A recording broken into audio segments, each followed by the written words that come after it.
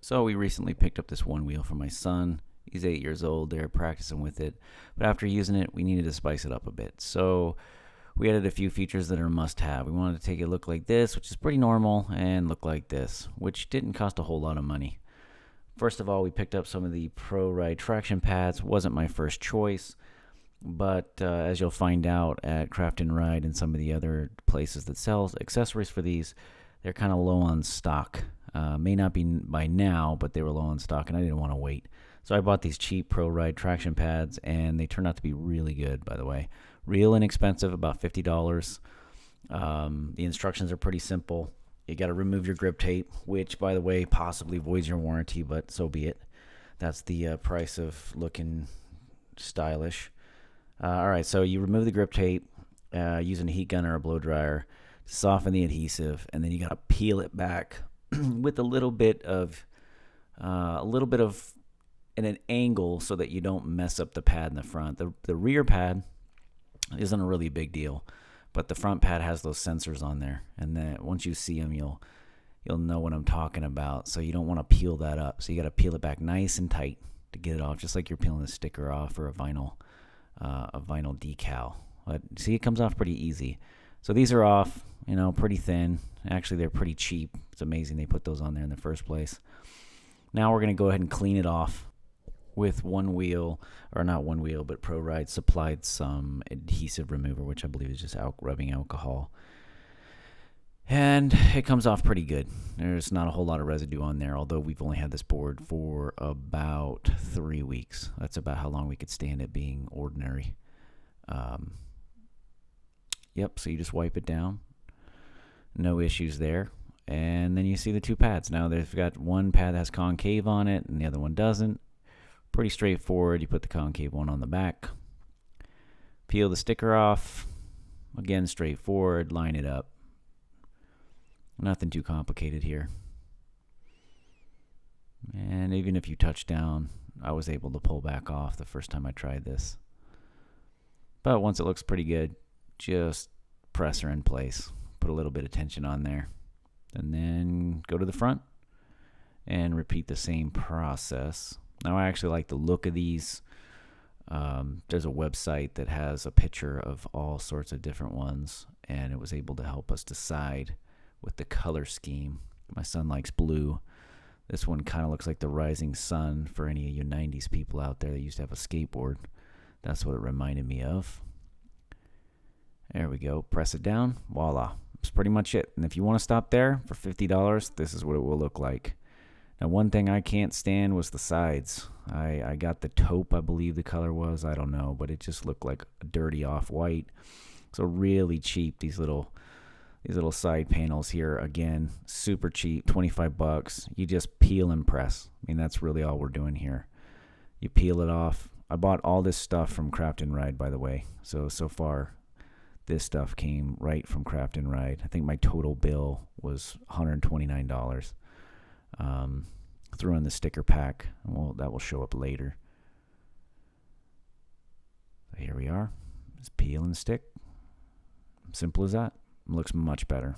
And those things are so cheap that if they come off, you just put another one on. I think that's the idea. I noticed the board gets pretty beat up. So having a cheap alternative to making it look fresh is pretty nice. There we go. That's one side, and then it has a little layer on the top. You peel that off and press it down, and good enough. Swap it over. Let's do the other side. There we go. Yeah, looks so much better. Now, I'd considered going black here, and I almost did. Went black, even a gray. But when you see the flight fins on there, the flight fins that we chose have the white fairing on them, so I thought maybe we'd pull that color into it. There we go. Nice and easy. And don't be afraid to do it with confidence, because worst case scenario is you got to peel them off and spend another $25. Not too bad. There we go. It's all set. Put a little swag on there. Can't go without putting stickers on there or some sort of cool factor. That's half of it. Okay. There we go. Let's change it over. Now, full disclosure, I did put the flight fins on first and wrote it around before. That's why you see the flight fin sticker there. So we put the flight fins on first and rode it around, make sure they worked, and then ordered this other stuff. So had to pull the flight fins back off to put the pads on, but I have to admit that the pads are probably worth the $50 more than anything. They reduce foot fatigue and make it so much easier to control. And I was a little leery getting the $50 ones because usually you get what you pay for. And I was hoping to wait and get the Float version 3, I think, or the Cobra plates. And my impatience paid off because these are just fine. And maybe we'll replace them later.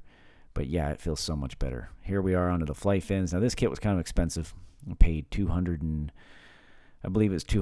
for all this stuff directly from Flight Fins. And what do I have to say about them? Well, they are what they are. They are made decent. I think they're overpriced for what the materials are. But you have to have them if you want to have some fun on these. And I don't see another way around them. There's a lot of custom people doing stuff. But what should these cost? I feel like they should cost, this whole setup should be $70. It's pretty simple. You just put all 4-through screws. You want to put the larger screws on the top, and then you got to line it up. And this is the key. You got to line it up to where your foot is going to be. So this will change depending on if you're goofy or regular foot. And you, in this case, I shouldn't say you, we wanted the flight fin to be towards your toes. So I loosely set it up on here, and that's another thing I did in the beginning that made a mistake, is you don't want to over tighten them. If you over tighten them, it will pull the bolts right through.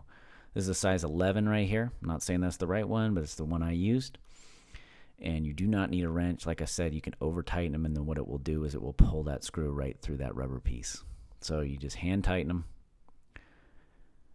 all 4 of them.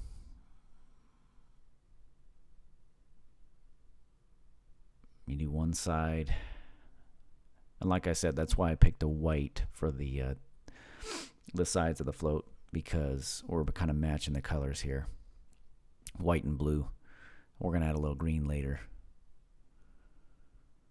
There we go. There's one side. So my son, like I said, he's the one who's going to be riding this thing. So we had to take his foot. We've got to thank Mom for letting him on the counter today. His foot, slide it in there, make sure it fits. It doesn't want to be too snug. You just got to lock your feet in before you jump or take flight. You don't want it to be too tight, otherwise you're going to restrict your foot movement. So we didn't have too much trouble with that. So you get that set up. The next thing is you take all 4 of these bolts out. You got to use one of those star bits to take them out.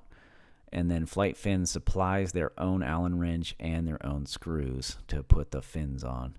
They are with this setup without the regular grip tape. It was a little bit tight to get them in there. It wasn't super simple. You had to press them down a little bit to overcome the new grip tape.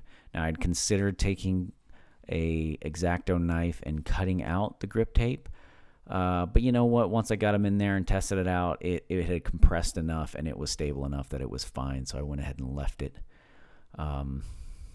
Yeah, but it turned out pretty good. This was the hardest one right here. This took the most time. A little bit more length on those screws would have gone a long way. But here we are. We're all done now.